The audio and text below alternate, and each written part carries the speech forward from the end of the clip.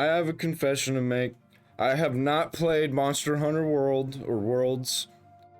I didn't play Rise either much. I had it on Switch when Switch first came out and it was on Switch. But I didn't have the Switch very long. I ended up selling it. But I am a huge, huge fan of the ones that were on PSP. Those were the ones that I played. But Hunter Monster Wilds, Monster Hunter Wilds is coming out soon, and I want to play it. It sounds really cool, and all of the things that I've been hearing from people that I don't like what they don't like about it are things that I actually do like about it. I'll get into it probably in this video. Let's go. Game ranks. Monster Hunter Wilds before you buy. Before I buy. Hey, and we're back with another episode of Before You Buy, that show where we give you some straight up gameplay and our first impressions of the latest games releasing. As usual, it's me, Jake, and today we're talking about Monster Hunter Wilds. This feels like the culmination of the new generation of Monster Hunter, really. It started with World, kind of was evolved with Rise, and now Wilds takes it all a few steps further in this big jam-packed game. So far, it seems great, with a couple of caveats. What you expect from Monster Hunter, but, you know, with some great creative additions, as well as some tweaks that hardcore fans might not like. We'll talk about that. Otherwise, I, myself, am not a hardcore fan. So all of the things that are changed that hardcore fans won't like, I'm not going to know about. I've been having a damn fun time here. Let's get That's all that matters. But first, of course, just so you know, I've been playing a review copy, and this footage was captured running on a PS5 Pro, and the footage and my impressions here are spoiler-free. Now, I say that because this Monster Hunter has a lot of story up front. You're a Monster Hunter here. I really, really like when games like this have story. Really good story at that. And I really like it when the people that are reviewing it for me aren't spoiling it. With like a big band of explorers checking out a new region when you stumble upon a child missing from their mysterious home. Of course, the big monsters that roam the land are acting weird, so it's up to you guys to explore, learn, and get to the bottom of things. Monster Hunter games have some story, yeah, but this one is pretty Oh man, the way he ran that sword across them, that was really cool. Consistently paced and strings you along on this tale. At times, it gets a little bit too long-winded, but thankfully, it's got some quirky characters, some cool revelations, and essentially serves as a good way to introduce people to the complexities of Monster Hunter, sort of. A game where that armor is probably the most unique armor that I've ever seen in a video game. Of course, you kill... And whatever these are cool. I like them. Those are interesting. I don't know what they are. 6 dinosaurs to make a new pair of pants out of them is actually more complicated than you'd expect. By the way, when I say I played Monster Hunter on PSP, I mean that's when I played Monster Hunter, was when they were on PSP. I remember nothing about them other than I had a great time. And this time, more than ever, it feels like the creators are aware that Monster Hunter is a lot, and they're willing to hold your hand quite a bit more because of that. We'll get back. I'm not mad at that. I'm okay with that as a new player coming in. To that in a bit. And of course, with Monster Hunter, the game is absolutely not over when you finish the story or campaign or whatever you want to call it. So how are the fundamentals here? Like, we can talk about the foundations, and they're very good. Monster Hunter is still fun as hell, man. It's always been like a bit of a dense game, but once you crack into it and feel that... IGN rated this game an 8 out of 10. Veilguard was rated a 9 out of 10. Are you fucking kidding me? Thrill of slam dunking a big monster as it charges towards you, that power fantasy, and then you get hooked on that addictive loop. Monster Hunter is a very, very unique series, and at the very least, this continues that for me, at least as a casual fan. This is one that feels familiar at first, but quickly shows more of its different cards. The first thing is this seamless open world. This is a first for the series. Areas were typically separated by zones, loading screens, areas you'd essentially load into to go on a hunt, you know, that sort of thing.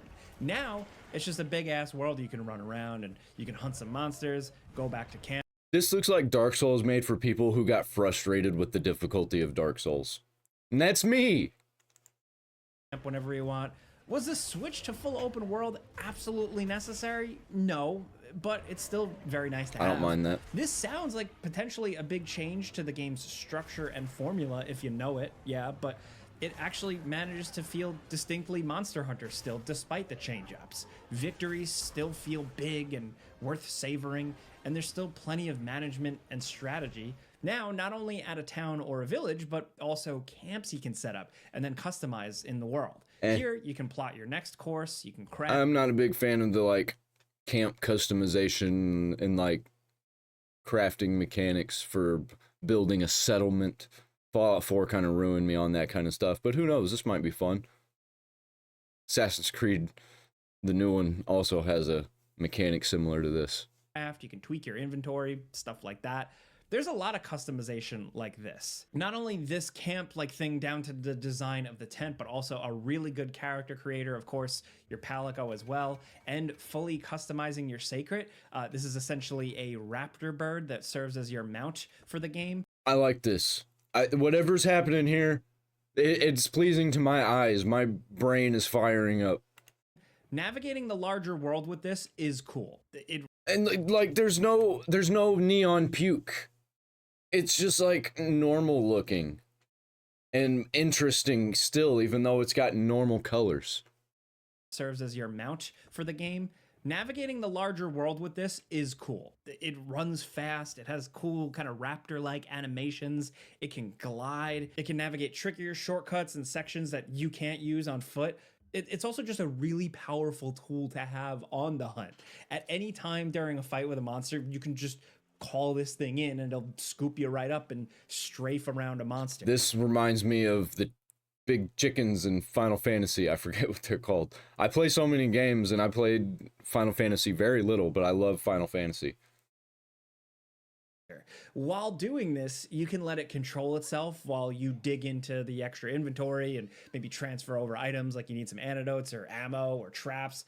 And then you can also maybe sharpen your blade on here while you're riding around if you want to, or switch weapons on the fly if the situation calls for it. And this is new, and this is very cool to have. Especially for someone like me who has never been like the best at Monster Hunter. Sometimes if I'm dealing with a creature and I'm more of a slower build character, instead of pushing through that, now I can switch to, you know, another weapon, maybe a faster weapon I've practiced with. And I don't know, that's cool. I like the flexibility here. All the stuff on the mount, the Sacred here, is very cool and nicely. It sounds to me like they're just maximizing fun. And that's what I love to see in games. I love it when games are just fun. Why can't we have that anymore? They've got to be so preachy nowadays.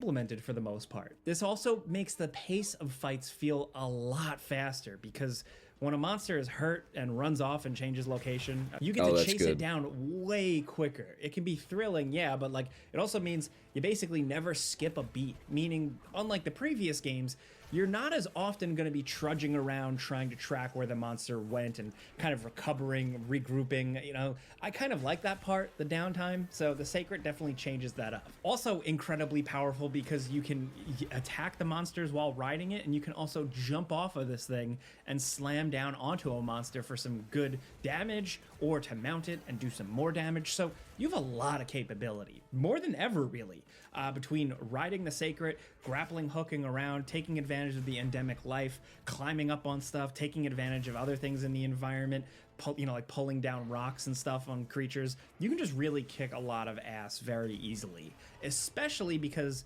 now you're also kind of more accurate. You have focus mode, which is where you hold down the trigger and kind of aim the camera and more accurately strike certain areas of a monster that you're gunning for. I really like when you swing the sword and it's not just one hit, it's like a slash. It's like a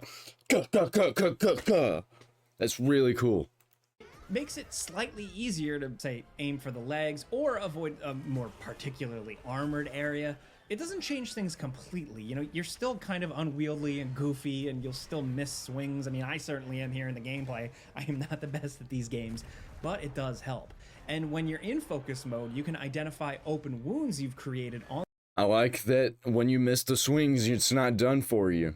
You don't just die immediately like you do in Dark Souls. Not hating on Dark Souls, by the way. I love Dark Souls. I just don't want to always play Dark Souls.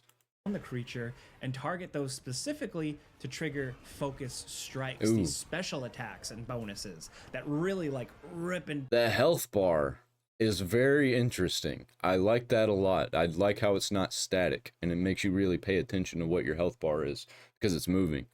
tear stuff off of the monsters. These hits are incredibly satisfying and have some unique ways to kind of execute them depending I'm looking for things that I might not like, and so far I haven't found any. on the weapon you're using, which is nice. Like, you know, a great sword is like a big old running rip and tear, while smaller weapons let you stab the wound and climb up on the animal and then choose to like rip up or slam downward. It's really satisfying and it has a good layer of This reminds me of the creature that you run into in Jedi Fallen Order. Like the big frog thing that destroys you out of nowhere at the beginning. But this is way cooler. monster destruction and combat, along with some cool That flourishes. tongue is like, disgusting. the perfect guard and stuff like that. So I would say my It's a mutated Slowbro from Pokemon.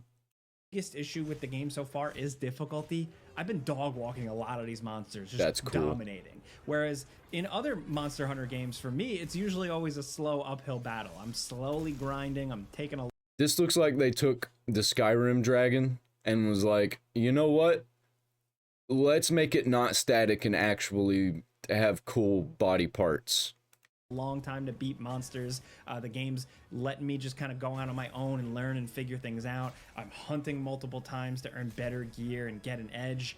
Here, that progression loop still technically exists, but it feels sped up. It feels way faster. I typically get what I want pretty easily, and I claim victories pretty easily and pretty quickly. Basically, all the things I mentioned above, you know, the mount, the focus system, using the environment to your advantage, oh, and maybe even using the SOS flare to call in. This is kind of out of nowhere, but it's just a matter of time before we get a Ninja Gaiden-like Monster Hunter-like game. Maybe a Monster Hunter that's even more fast-paced than this one, just like a super fast-paced like Ninja Gaiden. That would actually be pretty cool. And who knows, maybe they'll do it in this game. Friends or, you know, AI controlled NPCs to help and draw aggro while your Palico is still also doing stuff. Really, I'm just trying to name that all, saying that the game gives you a lot of options to make quick work of monsters, and it just feels different. The prep for hunts is streamlined, just how it all goes down. You know, even like meal preparation and stuff like that is all kind of changed up. And like I said, the pacing during the battles is quicker, leading to less big, drawn out, long hunts. I've certainly had my ass handed to me a few times, but I've been finding this adventure way less challenging than Rise or Is this another game that's got really beautiful food in it that is gonna make me hungry every time I play it? Because those mushrooms looked really good. I really like mushrooms. World's main quests. Yep. I expect things to ramp up in the end game, which unfortunately I mean, it still looks video gamey, but man, does it look good. I'd eat that. can't speak to yet as to like what kind of legs that has, but endgame is important to the dedicated Monster Hunter crowds and people that play together in groups. There's more That might have been the best eating food in a video game I've ever seen, actually, though.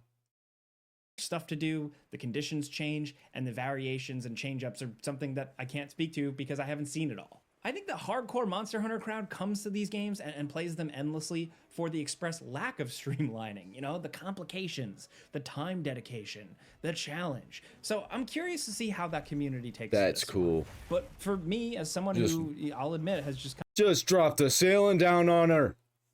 kind of always played through these adventures casually and had a good time, I've certainly had a good time here, but I wanted a bit more challenge. And I know some Monster Hunter fans can argue, well, the main story, the early quest thing is just enough to get you through and teach you everything. But still, just coming as someone who has played Worlds and Rise, like I found those way more compelling and challenging. But like difficulty concerns do not completely sour my experience though. The new As somebody whose life isn't video games, I'm perfectly fine with it being less of a challenge. Sometimes I don't want to get off work or get home from having like a work day and have to trudge through a game that's going to destroy my soul. I just want to play a game that's fun and kill some monsters and upgrade my gear. And that sounds exactly what this one is. This one was made less for hardcore fans and more for people who just really want to get into a game like this and not be overly challenged. I'm sure there's gonna be some challenge in it. New monsters are really, really creative examples of outside the box thinking. You know, how these creatures react with their worlds and their environments. I like me some puzzles. I do like me some puzzles. That's different from a monster completely destroying you and you not being fast enough because you have to time everything just right.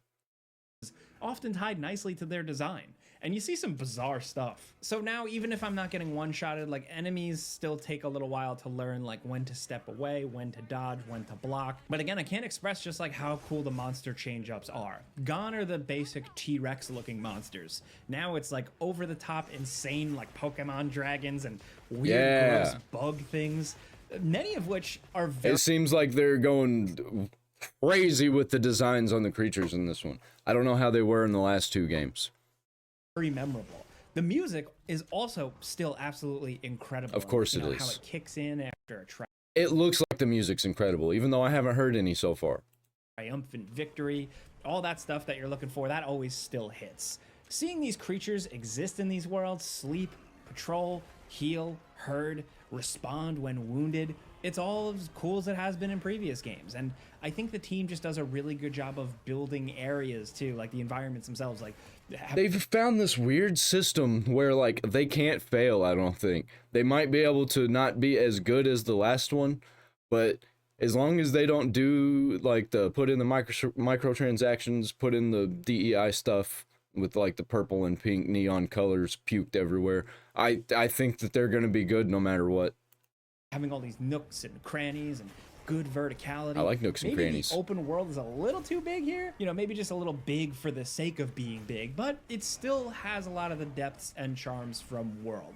I don't actually mind a world being big for the sake of being big. I play a lot of open world games. Oblivion is definitely a game that doesn't have to be as big as it is. There are huge open areas with nothing in it.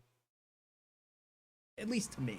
The game also does a good creative job of introducing weather patterns and essentially transforming some of these environments in really fun and satisfying ways. They change their look, but can also... There's that fun word again. We like fun around here. Affect resources and how monsters appear and what they do. Also, a big part of the story is dedicated to explaining, like, the cultures and the monsters and how they react to the world changing and stuff. It is interesting if you care to pay attention to it. I will. Performance-wise, I always pay attention to this stuff. Probably more than I should. Because I'll end up paying attention to the story, and as I'm going through the story, I'm like, alright, I'm gonna watch a video of a guy explaining all this to me, even though I just heard it all. On console, it is offered like a performance and fidelity mode, and I played on performance. It's nice having a solid frame rate that would only stumble sometimes for me, but the bigger problem is that some of the textures and environment lighting just stylistically does not look good. Some textures look so bland they almost look low resolution, and some areas just come off really gray and drab where they really shouldn't. Some of it is intentional because of the world and how it progresses. This looks really, really cool. I like this a lot. I don't mind the gray if this is what it looks like. After certain almost sequences, blue. but you know, it still just doesn't look very good. I think they've gotten a lot of mileage out of the bones here, like the framework of these Monster Hunter games, but visually it seems like it's starting to all strain a little bit. Still, the positives here are the detailed character armors, the fur, the color palettes overall, and again, having a solid frame rate. I wasn't able to test This design of this creature is less interesting, but still really cool. multiplayer out too much, but it seems to have the full suite of features that you would want. You don't have to get too far into the game to be able to access these, thankfully, and you can create link parties to get friends in and just play as long as you want. And I probably won't be able to play with friends. I actually don't have internet where I live right now. you can do this in the environment. You can also send out the SOS flares I mentioned earlier to just get help from some randoms. But me personally, as a single player gamer, I just tend to hunt solo more often than not, or at least me and my cat friend here. So again, this is where we come at Monster Hunter. I've always appreciated the series, but it clicked with me with World in 2018, and now I look forward to these games and hunting monsters. Maybe I need to play World, but this game's about to come out. I might wait on this game and play World. monsters. Where World was challenging and detailed, Wilds is faster, quirkier, more colorful, more customizable, and a little more story oriented. I think there's a lot to enjoy here if you're a player like me, but if you play these games for hundreds of hours, your mileage may vary. I think time will tell, and I'd like to revisit this more in the future. But for now... And this is just upon release, though, also. They're definitely going to be adding stuff into it, doing free updates and DLC and all that. This is a before you buy. You know how this goes by now. I give you some pros, some cons, and some personal opinions, and now I want to hear yours. The cons that he gave, though, weren't that bad. They weren't bad at all. It's just like nitpicks from stuff that is just personal to him and others.